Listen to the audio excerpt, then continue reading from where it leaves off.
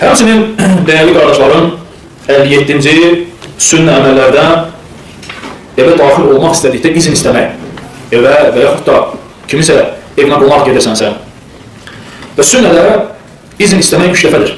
Yəni izin istəmək 3 dəfədir. Və əgər izin verilirsə, daxil olursan. Əgər izin verilməzsə, çönü çıxıb gelirsən. Necə ki, sahabələrdən Əbu Said Əl-Xudri deyir ki, ənsarlı birinin məclisində idi.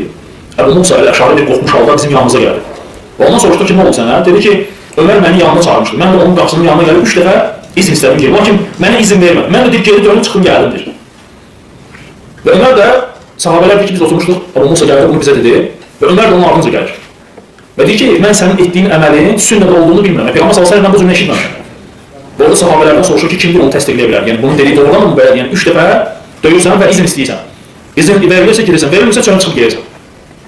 Və sahabələr deyir ki, Ubey ibn Kəb olur, deyir ki, vallahi mən deyir bunun Peyğəmbər sallallahu əleyhi və səlləmin bu cür xəbər verdiyini deyir eşitdimdir. Ondan sonra Ömər radiyallahu ondan qəbul edir. Ona görə də izinsiz daxil olmaq olmaz. Və necə gəlib hədislərdə ki, hər bir salam, hər kim salam vermədən içəri girə bilərmi deyə soruşdular. Peyğəmbər sallallahu əleyhi və səlləm deyir ki, açarı gətirməyincə içəri girdi yoxdur. Və soruşurlar ki, o açar nədir ki, onu gətirməlidir ki, içəri daxil olsun. Deyir ki, salam. Yəni salamı vermədən içəri daxil olmaq olmaz. Və həmçinin də dəyərli qardaşlarım, salam vermədən kim ki söhbətə başlayırsa, ona cavab verməsən, o özü də sünnədir. O hədisdə deyilir ki, Peyğəmbər sallallahu əleyhi və səlləm buyurur ki, "Əs-səlam qablə kəlam."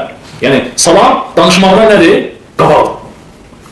Onu görürsən kimsə ədəbsiz deyir. Yəni görürsən subhanallah. O məktəbdə bizə keçirlər. Məsələn, bax məktəbdə uşaqlar öyrədir salam ədəblərdən. Hansı ki, ona Peyğəmbər sallallahu əleyhi və səlləm 1400 ildən qabaq öyrədib bizi ki, danışmaqdan qabaq birinci salam verməlisən.